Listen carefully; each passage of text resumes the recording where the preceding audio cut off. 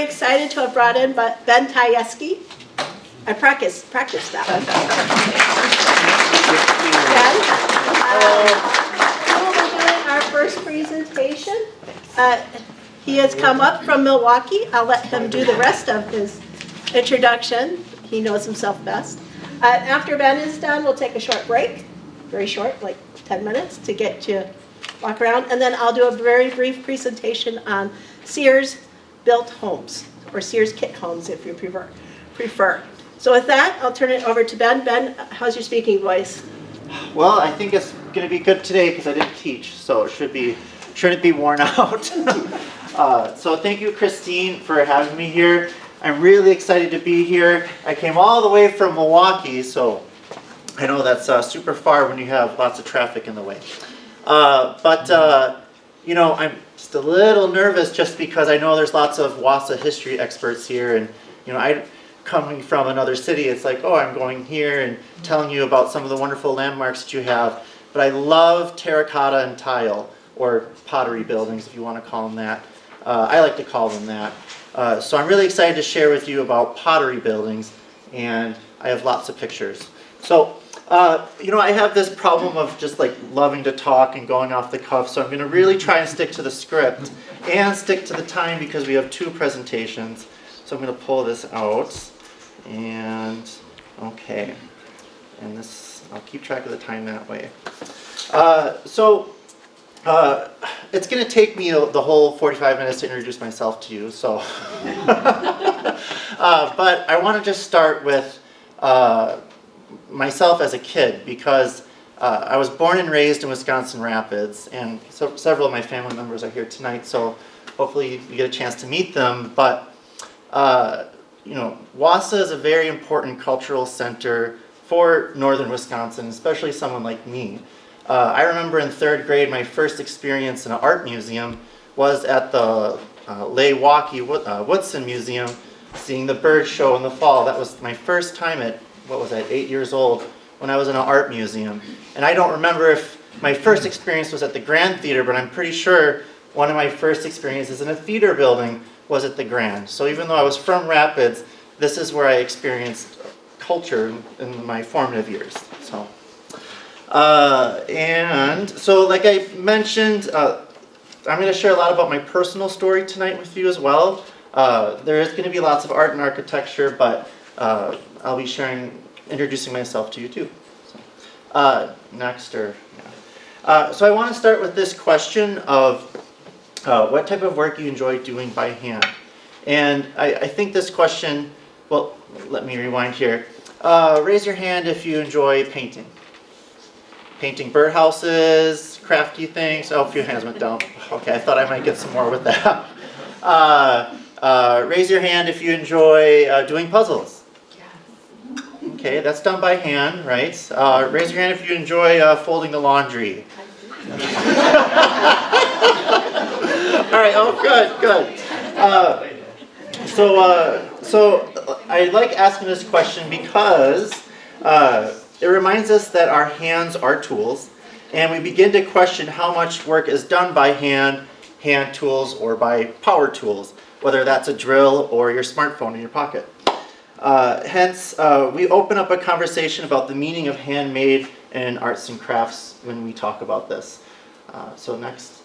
There are 3 values that guide the work that I do. So I'm an artist, a teacher, and an old building lover, nerd, whatever you want to call that, lifelong nerd.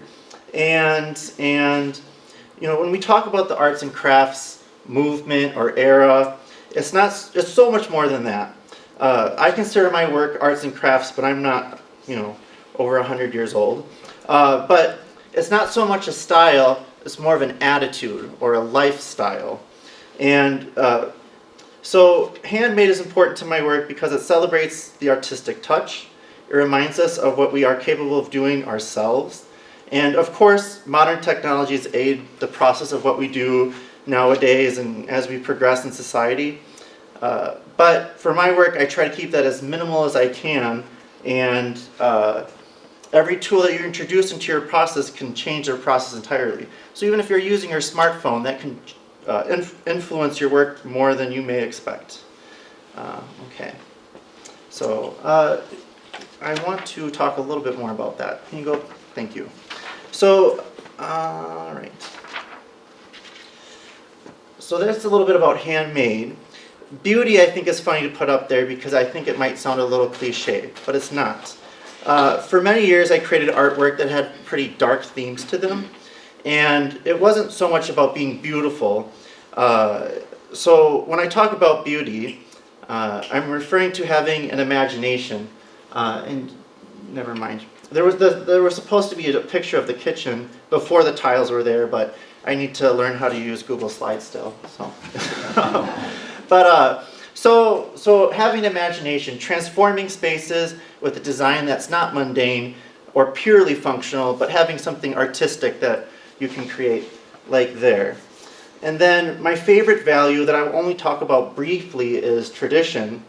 And by tradition, I don't mean a certain look or a certain style, but rather the tradition of artists or designers going out into nature and finding inspiration with a pencil and a sketchbook.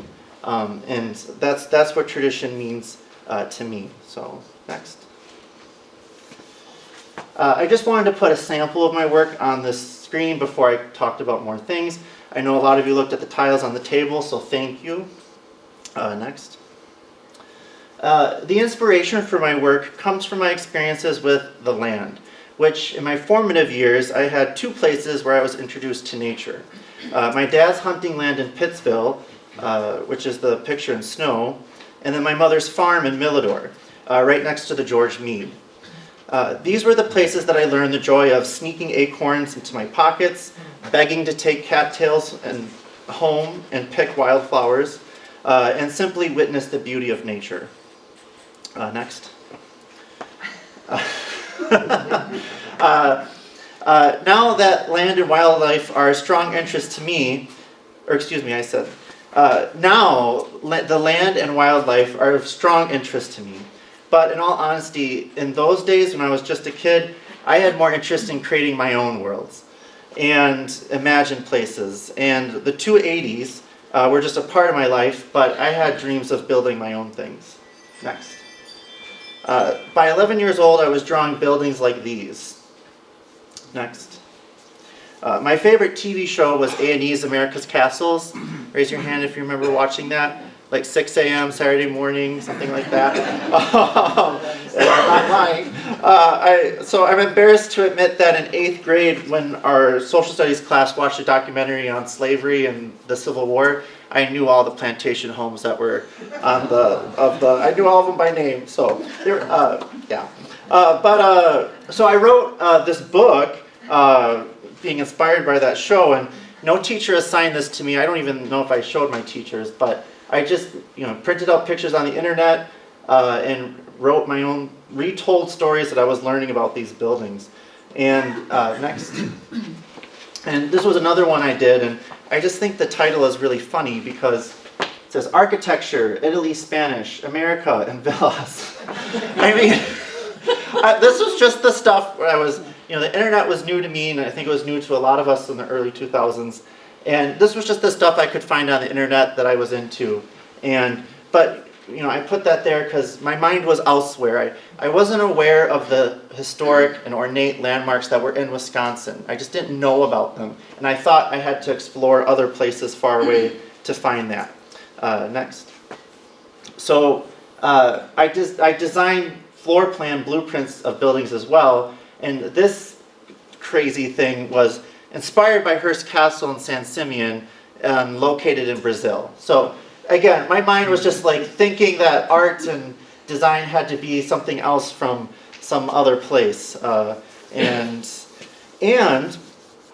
at this time, I would work on these on the kitchen table, until my mother would tell me to clean up for dinner time, and it was like a quarrel every night because I wanted to keep working. But I would do this. I did this every day for a year or two, and then I went to a few architecture offices to learn about what's it like to be an architect.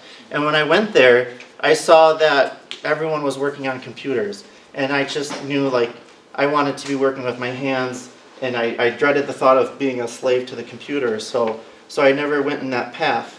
Next. And then when I went to college for art school, I did lots of work about current events and world leaders. And again, the themes weren't about home, but they were based on places far away, like this sculpture that was about Mexico. After a while, I had a lot of sculptures that looked like this, and it was wearing on me. Next. Then I tried to create a piece. The last piece that I tried to create about current events was about the killings in Orlando in 2016, and there was the 49 people that were killed. And I felt very, I don't want to say passionate, but I felt very hurt by it. But in trying to make something that remembered their lives in a more beautiful way, I just still feel pain looking at this and talking about it. So I knew I had to change directions and focus on more joy and bring my art back to home, back to my heart. So next. So that meant home for me was Milwaukee, where I live, and this building is right next to that red brick building in the background behind the tree. That's the Kenilworth Art Studios for UW-Milwaukee. And so I had my ceramics classes there, and then I lived just a block away from this photograph. So I would pass this building every day, and I just thought it was stone. And there's really neat ornamentation. Next slide. This is above the front entrance. So you can see there's these winged creatures on there. Next slide. And there's all these different portraits. The person who built the building was a photographer. And she liked to take baby portraits, and her son took wedding photos and engagement photographs and things. So I like to think that the women on the walls are those women being photographed. Back.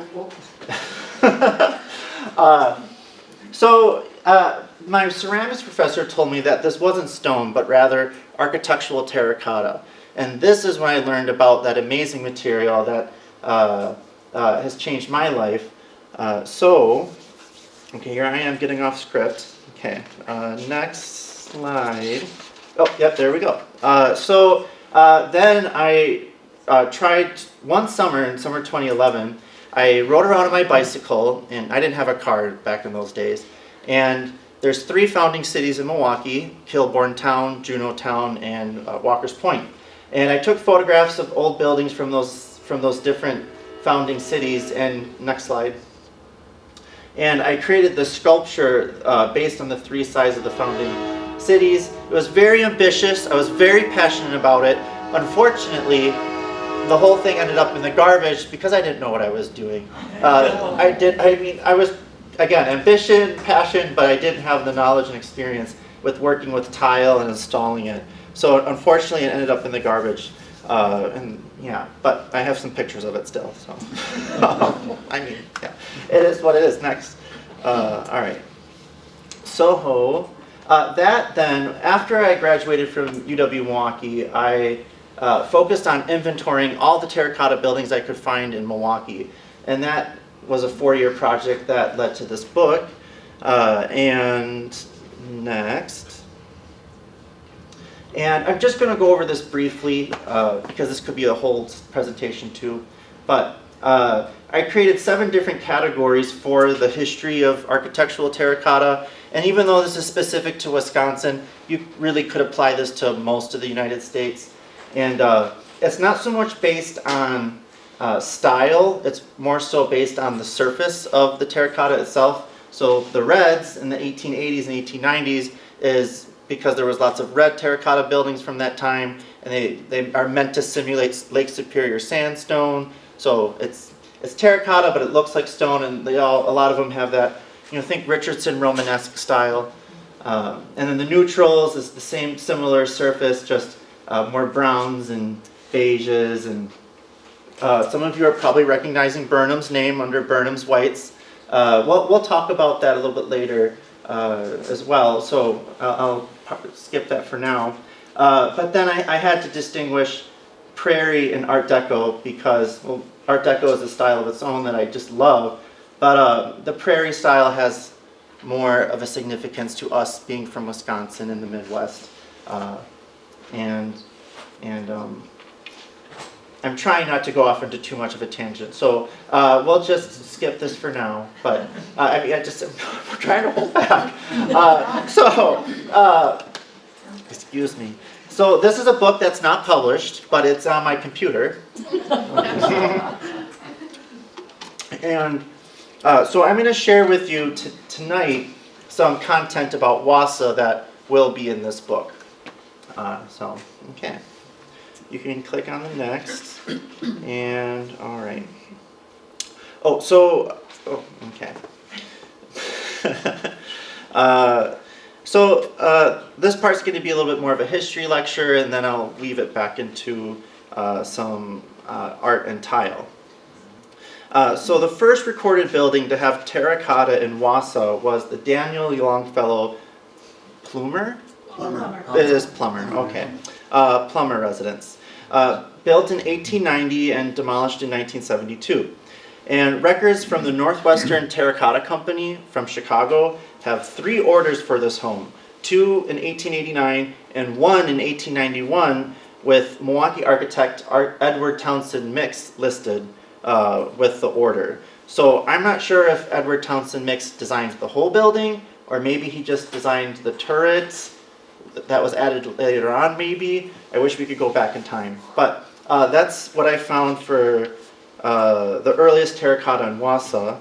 And next, and Mix is a significant architect to mention because he was the first architect to bring architectural terracotta to Milwaukee and in Wisconsin itself.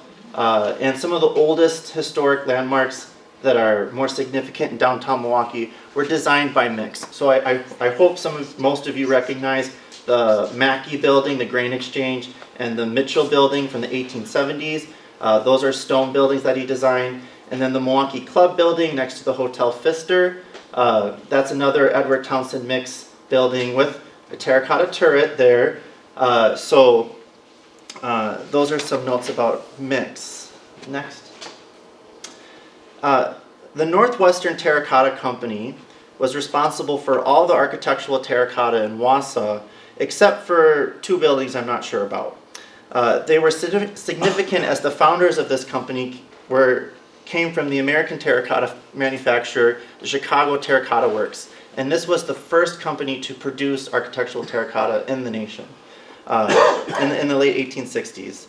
And so when you're talking about terracotta, the epicenter was in Chicago. And there were competitors. There was the American Terracotta Company and the Advance and the Midland. But Northwestern really had the lead on this industry in America and in the Midwest. And in Wisconsin alone, there were over 1,000 orders through the Northwestern Terracotta Company. So a lot of buildings in Wisconsin with terracotta came from this factory. Okay, I hope you all feel inspired to start sculpting when you look at that picture, because I do. But next. So here's a few pictures that I pulled from the internet of demolished buildings.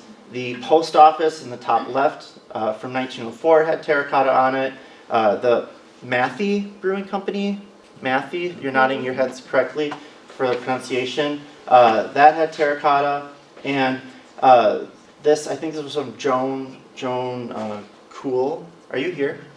Joan Keel. Keel? Is she here? She passed away. Oh, she did? Oh, yeah. Well, may she rest in peace. Her lingering photo of hers on the Facebook is where I got the G.D. Jones School. I understand that stone, but I don't know what was terracotta on these buildings, but these have records for having terracotta. So next. So the only building from Wausau that I don't know who made the terracotta was the Wausau Gas, Light and Coke Company building, built in 1901. And I mean, maybe because I'm an artist, when I look at this building, I don't necessarily think of it as very striking when I look at it as a whole. But next. If you zoom in on some of the details of the building, this is where I find the beauty in a structure like this, like the keystone and the capitol.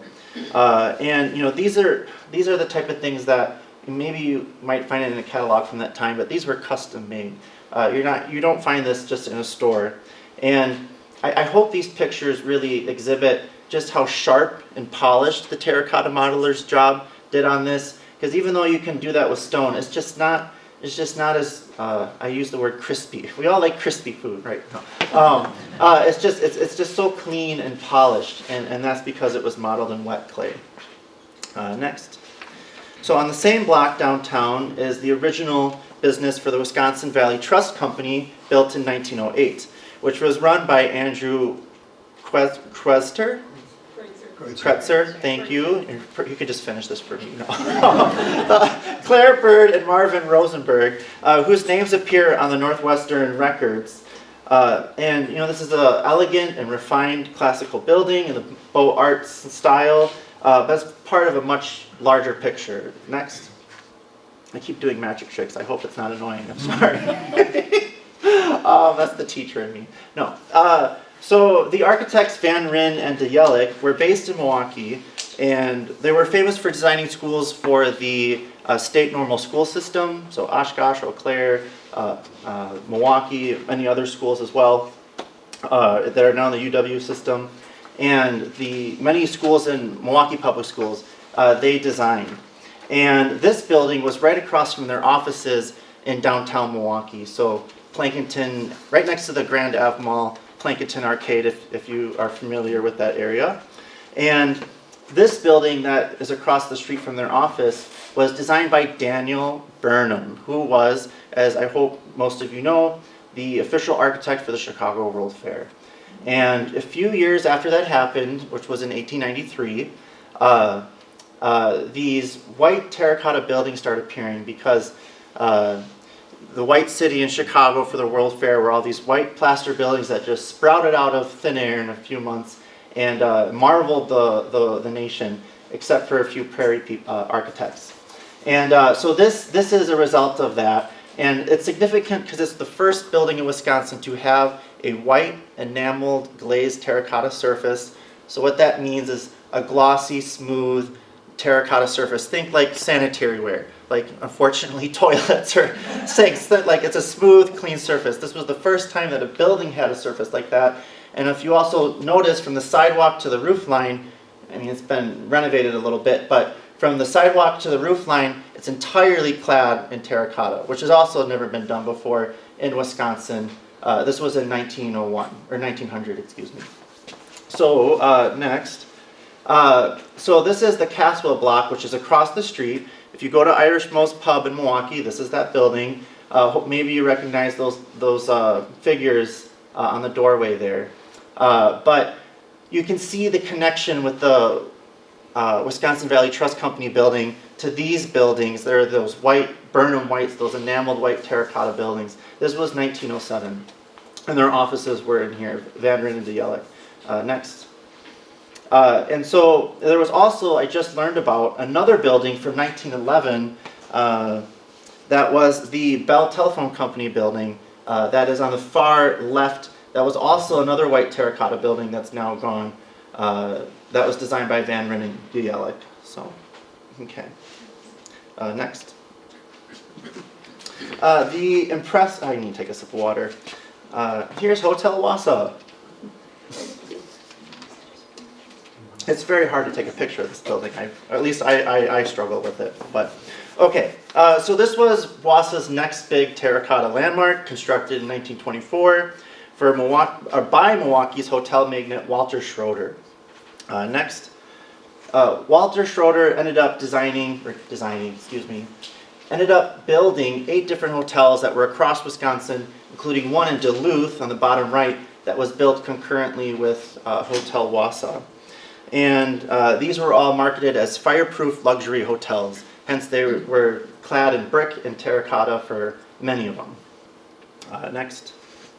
The architects, Hullibird and Roach from Chicago, designed Hotel Wausau. And in their designs, they patterned different decorative motifs on the building, like the festoons and the urns on top. Okay. Next. And there's a cartouche on near the parapet on a gable with a monogram representing, fill in the blank. Wausau. Okay, there we go. Okay, I gotta practice those teacher skills I use all the time. Next. All right. So, and the neatest ornament found on the building is this panel near the parapet, which, of course, is located in the most inconspicuous spot that no one can see from the sidewalk. But I'd like to talk a little bit about this panel because my guess is that this panel here is not just some superfluous design, but represents the myth of the Greek nymph Daphne and the transformation of Wausau as a lumber village to a burgeoning metropolis. So give me a minute to convince you here. All right. So while various versions of the story exist, the elements in this panel exist. Okay, that's what I wrote. Essentially, Apollo brags to Cupid that his arrow is bigger. Cupid, feeling insulted, takes 2 arrows and tips one with gold and the other with lead. He shoots the golden arrow at Apollo, causing him to passionately love Daphne. He shoots a lead arrow at Daphne, causing her to refuse any advances from him. You can imagine how this works out. So Daphne becomes overburdened by Apollo's desire and is transformed into a laurel tree, from which Apollo fashions his famous crown with its leaves. Cupid, ashamed by the loss of Daphne, hides behind her white robes. So in this portrait of Daphne, we see the quivers and the arrows representing both Apollo and Cupid. And Daphne's robes could be a symbol of mourning, as you usually see on graves, if you see drapery carved in stone on a grave. Or I'm losing my words, forgive me. Okay. So it could represent the mourning of Daphne with the drapery hanging from the arrows, or also Cupid hiding behind them. The laurel wreath and branch placed in a crown are symbols of victory, triumph, achievement, success. Hence, this could be a classical way of representing Wausau as a former logging sawmill town transformed into a modern metropolis where Daphne is nature and the laurel leaves and crown celebrate urban progress associated with Apollo. So if you agree with that, awesome. This is the interpretation of art, but it's a really neat classical motif on the building. So, okay. Next. Yeah, thanks. The last fancy terracotta building, other than some mid-century gas stations in Wausau. The last one that I'm sharing with you, though, is the John Franklin Ross Memorial Hospital Nurses Home, which is the structure on the left, and that was built in 1929 with the local famous Wausau architects Oppenheimer and Obel. And what's really exciting about this building is the use of high quality materials on it, from the bricks to the green tiled roof and the terracotta trimmings from Northwestern, and even the red colored grout. It's just a very expensive building, which suited well for Mr. Ross wanting to do his philanthropy, but also be a symbol of his wealth and goodwill for the Wausau community. Next.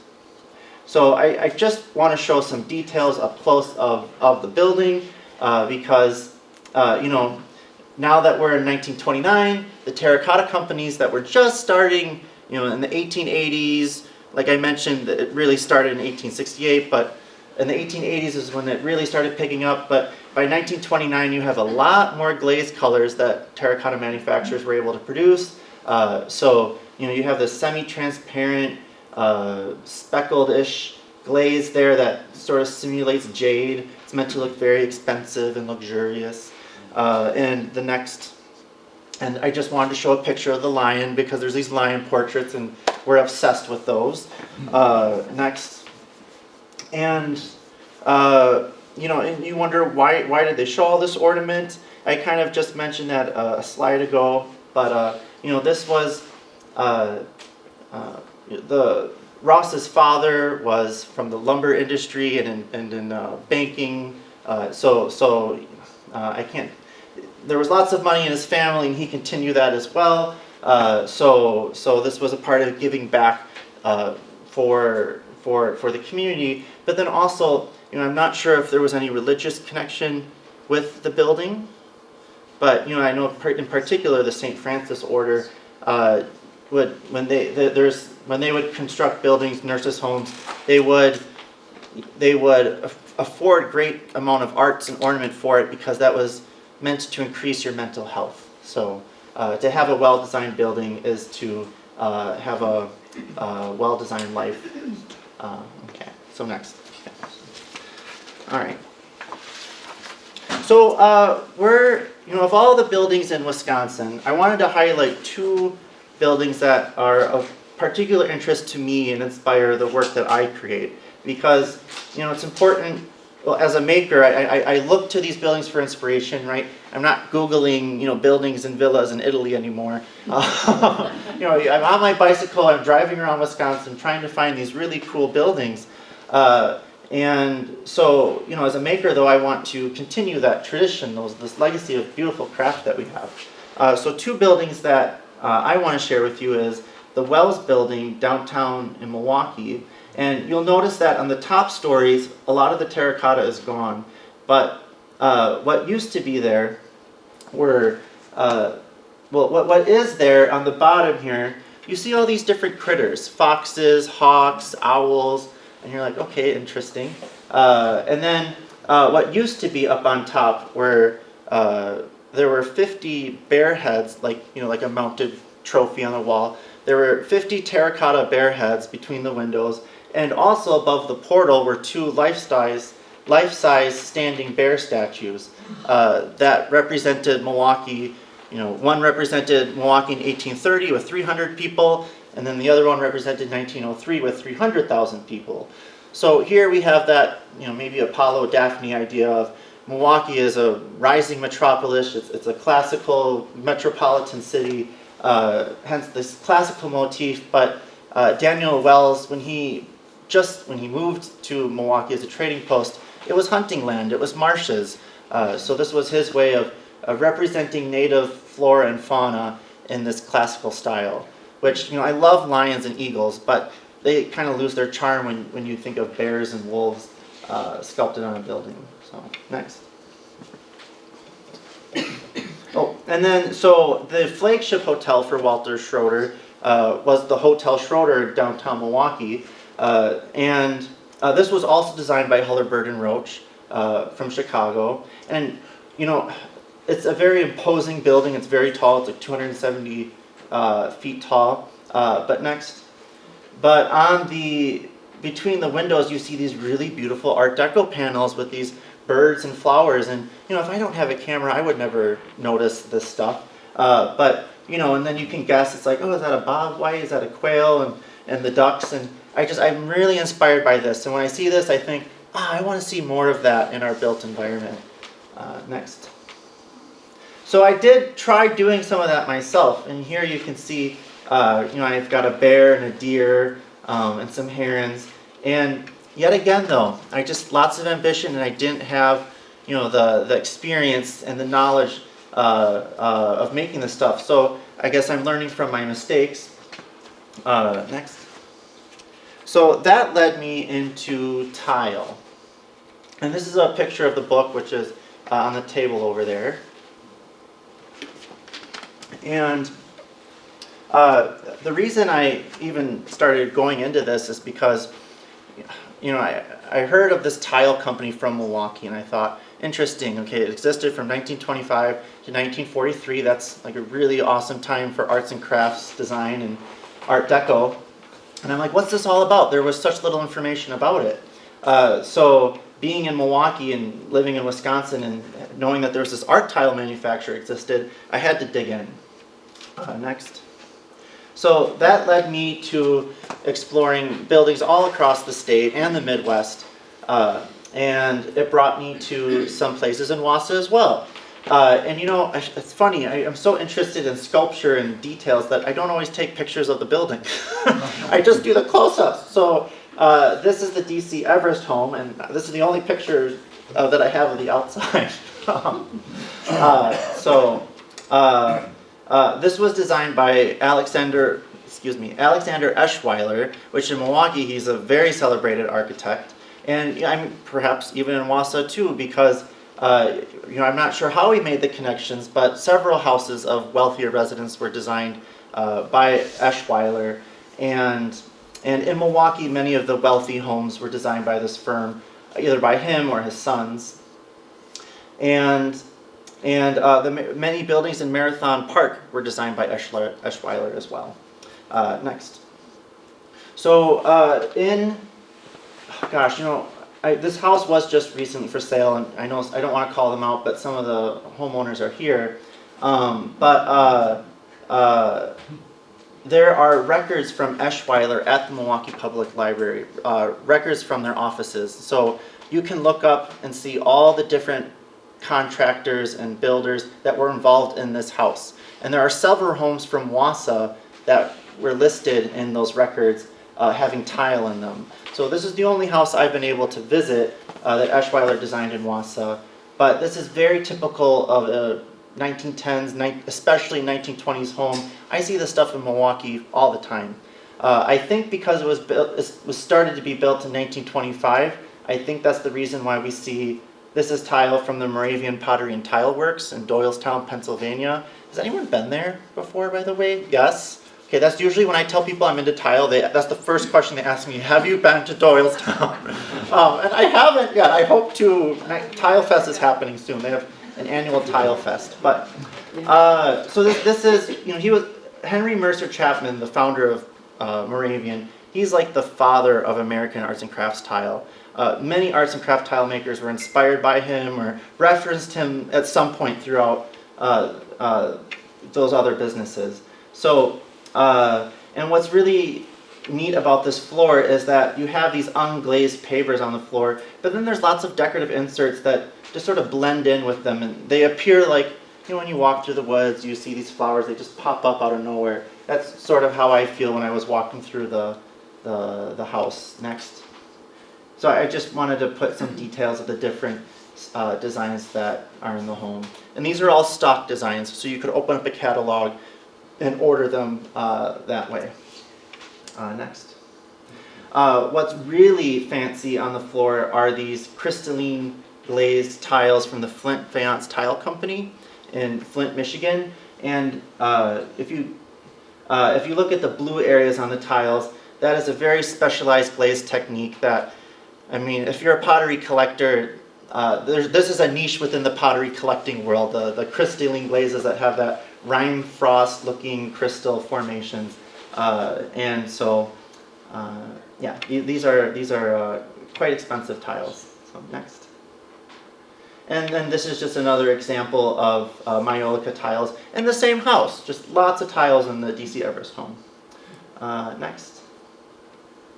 Then, as a school teacher, I love being able to visit other schools. I don't know if I've ever made my principal nervous that I'm always visiting schools, but I've traveled over 100 schools throughout Wisconsin. I've lost count now.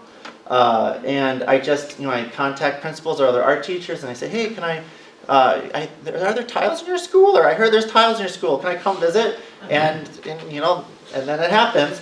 And even if it's an apartment building like here now, it's just so cool going through these buildings, and especially from the interwar period. The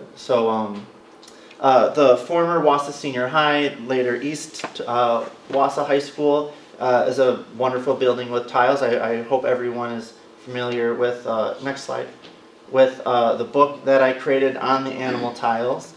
Let's see, okay. And so inside its handsome hallways are not tiles, but brick tiles from the Stark Brick Company in East Canton, Ohio. And this is unique, one, because there's so many. I counted 541 animal tiles in this school. Can you click on the next one? Here's just some details of those. And these are 5 by 8 inch tiles, and 540 of them, so that's a lot. The business was in operation till 2007, so there's Stark brick tiles all across the country. And these are the celt glazed tiles that you would see in other buildings, but it's these animal tiles that are unique because I haven't seen them in any other school that I've visited in Wisconsin or anywhere. I know there's some on the East Coast, but I didn't go to those. So next, here's just another view of the lobby. Next, and yeah, so it's just these. What's also really neat is that in schools, the most common tile installations are fireplaces in kindergarten rooms, maybe at the bubblers, at the drinking fountains. But at Wausau East, it's on all the walls and all 3 floors. They're all covered in this. So that's just, again, there's just so many tiles there. And there's 12 unique designs. Next. And then what I think is what's even more interesting about these tiles is that even though they would have been press molded and manufactured, you can still see the artist's touch on all these tiles. And especially when you put them up to each other like this, you can compare them. But when you're looking at them, you can see the brushwork on the tiles. It's like some areas it's thicker, some areas it's thinner. It's as if you can see the artist brushing on the glaze on them, and so that's just something I really enjoyed about them. Okay, next. Okay. All right, you're doing a very good job, everybody. So thank you for sticking with me. So these are just some more designs. Let's just skip this. Okay. So this has led me to my own tile practice, and here is the garage to the house that my husband and I purchased 5 years ago. The next slide is a picture. My family helped me transform this garage into a tile studio. This is why we bought the house, because there was a 2-stall garage in the backyard. So, Milwaukee properties are very tight, and there was a 2-stall garage, so we got it. Next. And now 5 years later, this is what it looks like now. So I never want to leave this place anymore. But that's reality. So that's where it is. And next. And in these last 5 years, I've been trying to create a set of tiles with the different themes inspired by my experience in the land and what brings me joy. When you tell people, oh yeah, I make art tile, they go, oh, well, what can you make? And it's like, I get all like bubbled up because I have all these ideas in my head and you need time to do it all. So I'm finally starting to get some designs out.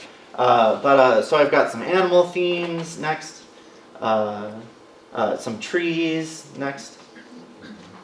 I love bird watching, and waterfowl is some of my favorites, especially the winter ducks. So I've got some duck designs next.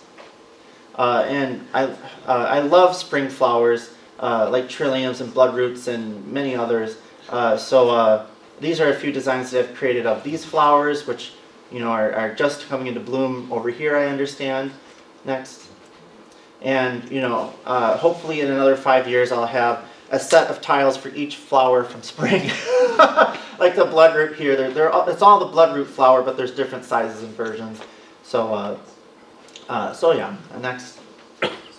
And then I've been able to create tiles for some homes, and kitchens seem to be what people need tiles for most. So this is a 1928 home with these tiles that I made for them, and the plant tiles in the background are all edible native herbs that I literally drew from life, not far from my house and their house. So next. And then here's a front porch design. Next.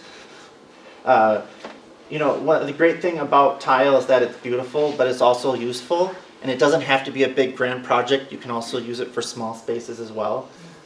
So next. And then this is finished, but I don't have a finished picture of it. So this is just another kitchen I created tiles for. Next. And then this is another wall in that same room. Yeah. And then I got to make my first fireplace recently, and they wanted something simple that worked with their bungalow double window design, but the sandhill crane tile in the middle was based off a photograph I took in the George Mead. So, yeah. And then this is a project I'm working on right now of a bloodroot design that I'm going to put on my house. So come to my house, look at what I can make for you. That's the idea. So, okay, once school's out, I'll be putting that up. And then this is just a picture of some molds that I'm making. I'm always making more designs. Next.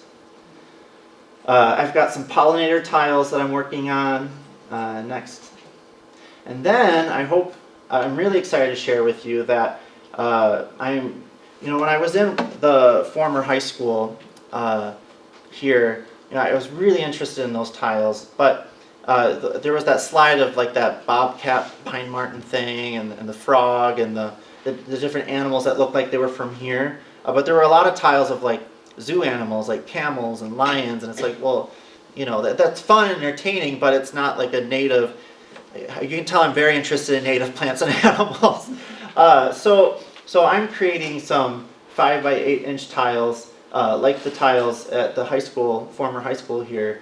But right now I'm doing birds, and these are all birds that are native to Wisconsin, like mergansers and the loon, the kingfisher and the golden eyes, and the prairie chicken up top. So I just have some slides that show some close-ups.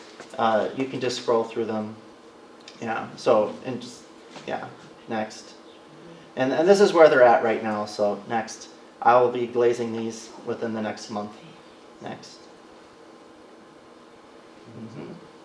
And then the last thing I'm going to share with you is the project I've been working on for the last 5 months at my school.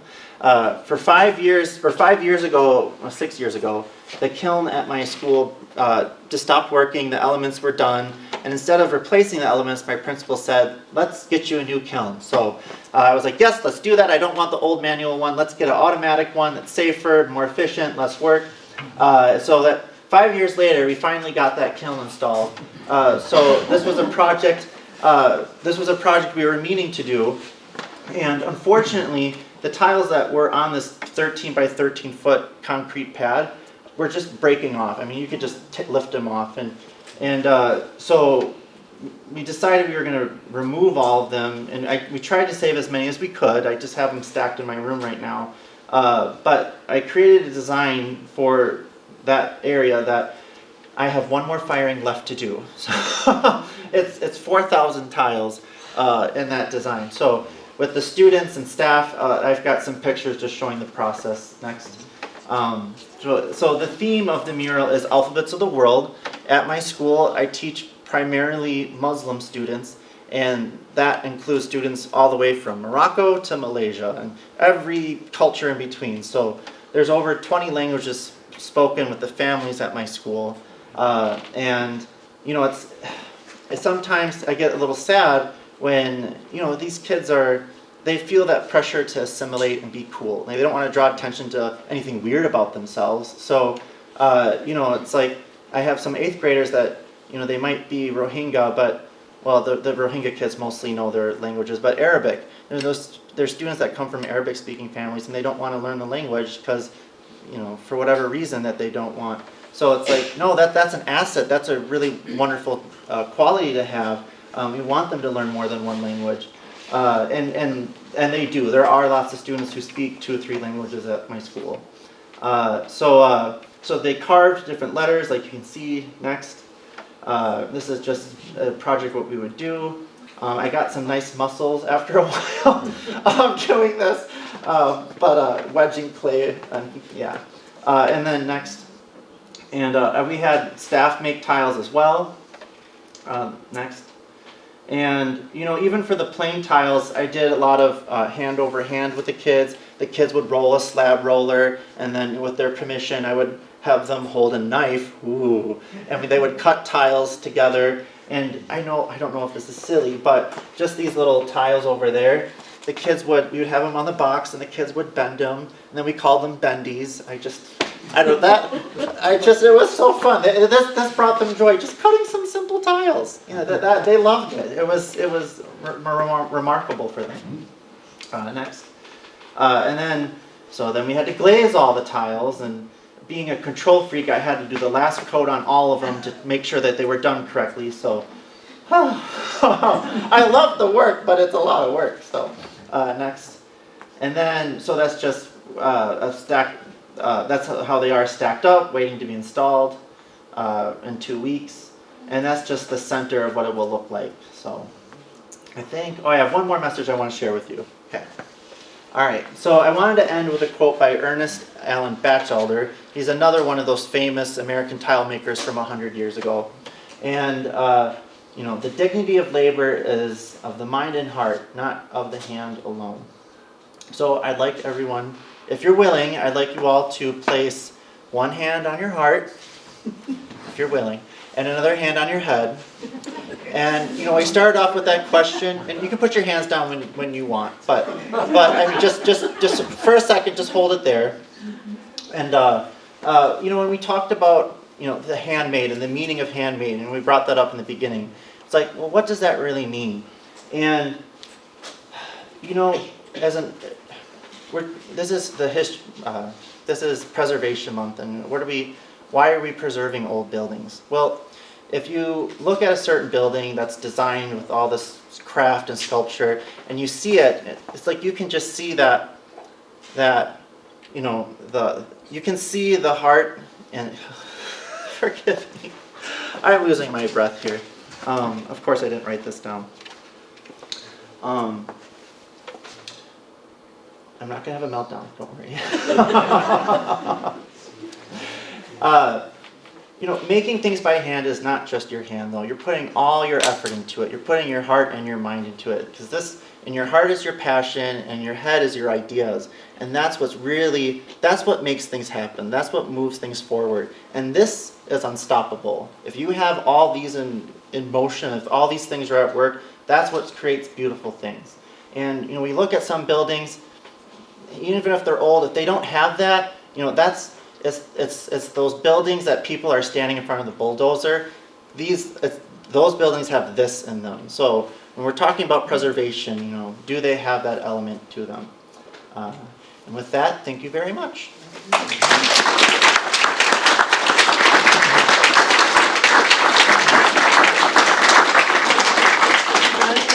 Questions, or are you done? Sure, no, Does absolutely. anybody have any questions before we let them sit? Okay. Quick question. When you see the terracotta, the gargoyles and all that stuff on the outside of a building, does that hold up to the element? Obviously it holds up for long, but do they erode like stone will over a period of time from the wind and the rain and the... I mean, technically everything has a shelf life. Nothing is going to withstand nature perfectly, right? Because nature is the most powerful force of all. I mean, it's interesting because, you do see examples of things that crumble, but then you have examples of terracotta or stone, for that matter, that have survived really well. What's the advantage with terracotta, if it's installed properly, is that tile and, well, depending on the tile, there's lots of types of tile, but clay can be fired in a kiln, and that can go up to 2200 degrees Fahrenheit, 24 degrees Fahrenheit, and when you expose something to that much heat, you're vitrifying it, and you're making it impervious to moisture and whatever the elements might be, and it's very durable. It's even more durable than stone. So, and of course, there's many different types of stone, so it can get very technical, but if it's made properly and installed properly, it can last for thousands of years. Thank you. Yeah, you're welcome. Mm-hmm. I noticed on the last slide of your property, in pathway going to your studio, that over on the left there was a piece that had a round circle in it. Oh yeah. You know the significance of that? It reminds me of something that we saw. You acquire a lot of things. When I'm always making stuff. Some things I've thrown away, but that's some old. That goes back to when I thought I had to explore other parts of the world to find really cool stuff, and I was I've always really been into Mayan architecture, right? Because you have these sculpted walls of ornament, and so. When I'm looking at neoclassical buildings and Art Deco buildings, it's that same kind of joy. It's like, ooh, we have that too. It's just this is what it looks like here. So the hole was for gaming? Oh, and I didn't answer that. You're right. So that's just that piece is like like a symbol of that ball court game, and that's the hoop. Yeah, and just a smaller version of it. 2008, Yeah. 2009, I believe, right? Oh, yeah, oh, goodness, yeah. Yes, sir. Was the cost of the tiles in Wausau High School, was that a big cost to the district? Ooh, I bet you there's a record somewhere with how much that cost, but I don't know how much it And it costs. would be an extra cost, obviously.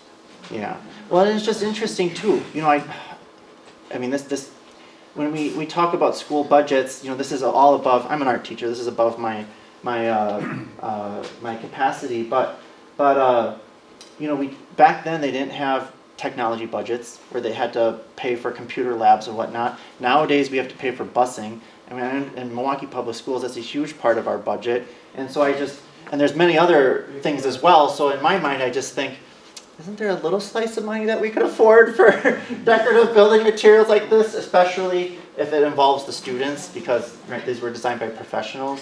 So yes, it was an expense, but they afforded these artistic, higher quality materials in the buildings because they weren't just like a facility. They were a civic monument. They were there as an investment for the community to last for, you know, decades, 100 years or more. Yeah, I mean, this is something we should be proud of, right? This is something to show off Wausau as a place to invite more people to join the community. So that's why you want to make something that's modern and beautiful. We can't just have plain walls. We need something. We need something to make us feel something. So, but thank you for asking that question. Yeah. Yes. The piece that was difficult to see at the Hotel Wausau, the woman and the arrows and the Cupid, is that visible for us to? Yeah. Can you see it? Yes. I mean, Where is it? you know, it's at the very top of the building, and I think there's at least two. There's at least two. They would be on the east elevation. Do I need a rope from the top? Well, if you can say, that could be a program with the Friends of Historic Wausau Landmarks. Are we going to look at it during your tour? We're going to go by it? Yes, I mean if you stand in the plaza, you can see it from the plaza. Well, you know the green one, the main one. If you come on Gary's tour at the end of May, he just promised me that you'll walk by, and I'll try and remind Gary to point up. I mean, when you're in the actual site, it's like you're just taking pictures. A lot of times when you're on the computer, you go, oh, that's what I was looking at. So you really need binoculars or a camera. All too often it's way up top, so you have to walk around like this. Yeah. Okay. Okay. Thank you so much. Thank you, Ben, for everything. Thank you for coming